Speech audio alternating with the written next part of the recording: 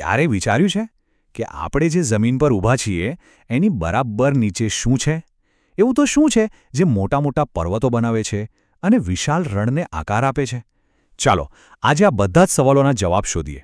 અને આપણો રસ્તો બતાવવા માટે આપણી પાસે શું છે ખબર છે? ધોરણ 7નું એક ટેસ્ટ પેપર. હા, સાચું સાંભળ્યું. આ પેપરના સવાલો જ આપણને પૃથ્વીના ઊંડાણમાં છેક એના કેન્દ્ર સુધીની એક મજેદાર સફર કરાવશે. તો ચાલો શરૂઆત કરીએ આ પહેલા સવાલથી જ. પૃથ્વીની સપાટીનું સૌથી ઉપરનું પડ એટલે કે ઉપલું સ્તર આખરે બનેલું છે શેનું? આનો જવાબ શોધવા માટે આપણે થોડું ઊંડે ઉતરવું પડશે, સપાટીની નીચે. તો તૈયાર થઈ જાઓ, કારણ કે આપણી સફર હવે શરૂ થાય છે, સીધી પૃથ્વીના પેટાળ તરફ. પૃથ્વીની અંદરની રચનાને સમજવાની સૌથી સહેલી રીત ખબર છે કઈ છે? બસ પૃથ્વીને એક મોટી ડુંગળી સમજી લો. જેમ ડુંગળીમાં એકની અંદર બીજું, બીજાની અંદર ત્રીજું, એમ પડ હોય છે, બસ એ જ રીતે આપણો ગ્રહ પણ અનેક સ્તરોથી બનેલો છે.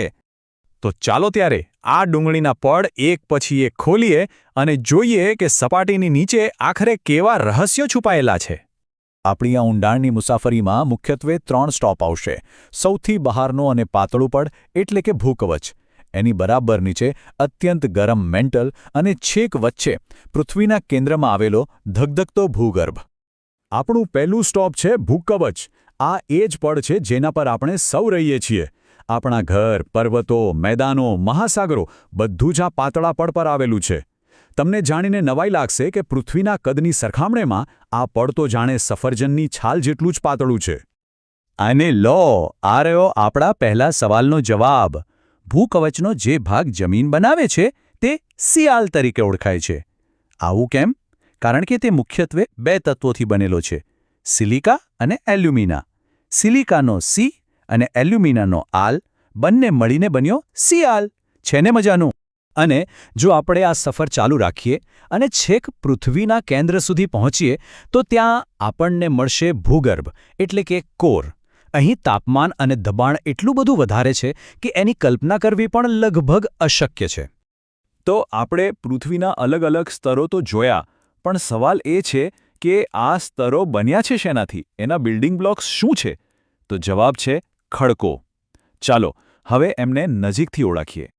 તમને જાણીને નવાઈ લાગશે, પણ આખી પૃથ્વી પર દેખાતી દરેક વસ્તુ મૂળભૂત રીતે ફક્ત 3 જ પ્રકારના ખડકોથી બનેલી છે.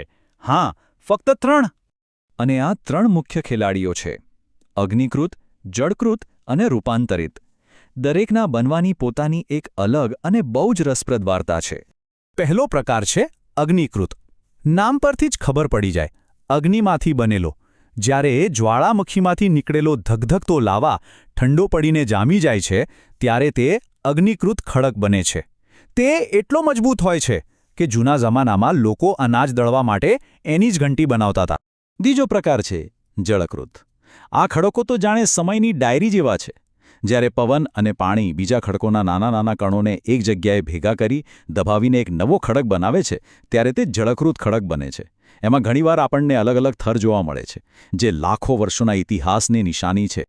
અને ત્રીજો પ્રકાર, એ તો જાણે કોઈ જાદુગર છે, રૂપાંતરિત ખડક. જ્યારે કોઈ ખડક પર પૃથ્વીના પેટાળમાંથી ખૂબ જ ગરમી અને દબાણ આવે છે ત્યારે તે પોતાનું આખું રૂપ જ બદલી નાખે છે. દાખલા તરીકે, એક સાધારણ ચૂનાનો પથ્થર જે જળકૃત છે તે ભયંકર દબાણ અને ગરમી હેઠળ દુનિયાના સૌથી સુંદર આરસ પહાણમાં ફેરવાઈ જાય છે. અને એ જ આરસ પહાણથી બન્યો છે આપણો તાજમહેલ. તો શું આ 3 ખડકો એકબીજાથી સાવ અલગ છે? ના, જરાય નહીં. એમની વચ્ચે એક ઊંડો સંબંધ છે, એક એવું ચક્ર જે ક્યારેય અટકતું નથી. આ સંબંધને જ કહેવાય છે ખડક ચક્ર. સમજો ને, આ પૃથ્વીનું પોતાનું એક રિસાયકલિંગ સિસ્ટમ છે, જ્યાં એક પ્રકારનો ખડક સતત બીજા પ્રકારના ખડકમાં રૂપાંતર પામતો રહે છે.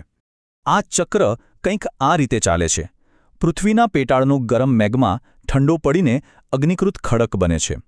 આ ખડક તૂટીને નાના કણોમાં ફેરવાય અને જળકૃત ખડક બનાવે છે. અને જ્યારે આ બંનેમાંથી કોઈ પર ગરમી અને દબાણ આવે તો તે રૂપાંતરિત ખડક બની જાય છે, જે ક્યારેક ફરીથી પીગળીને મેગ્મા બની શકે છે.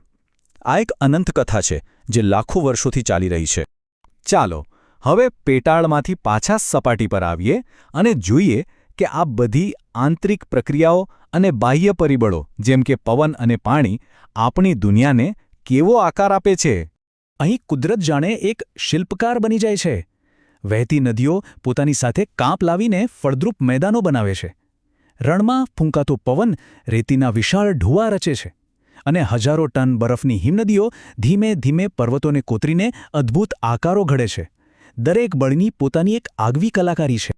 નદીની તાકાતનું એકદમ જીવંત ઉદાહરણ જોવું હોય તો એ છે જળધોધ. જ્યારે નદી પોતાના રસ્તામાં કોઈ કઠણ ખડક પરથી સીધી નીચે કૂદકો મારે છે ત્યારે એક ખૂબ જ સુંદર જળધોધ બને છે. એ જાણે કુદરતનું સંગીત છે જે સતત વાગતું રહે છે. અને પવનને તો જરાય ઓછો ના આંકતા. ખાસ કરીને રણપ્રદેશમાં પવન જાણે એક અદૃશ્ય શિલ્પકાર બની જાય છે.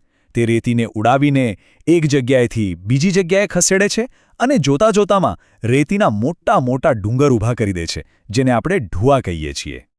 તો આ આખી સફરનો સાર શું છે? એ જ કે આપણો ગ્રહ કોઈ સ્થિર નિર્જીવ વસ્તુ નથી. એ તો એક જીવંત ધબકતું તંત્ર છે જ્યાં દર સેકન્ડે સતત કંઈક નવું બની રહ્યું છે અને જૂનું બદલાઈ રહ્યું છે. આપણે એક સતત બદલાતી દુનિયામાં રહીએ છીએ. અને આ બધું આપણને એક મોટા સવાલ પાસે લાવીને ઊભા રાખે છે. જો પૃથ્વી આજે આવી દેખાય છે તો શું આપણે કલ્પના કરી શકીએ કે આવનારા હજારો વર્ષ પછી તે કેવી દેખાશે? કયા નવા પર્વતો બનશે? કયા મેદાનો રચાશે? આ વિચાર જ કેટલો રોમાંચક છે, નહીં?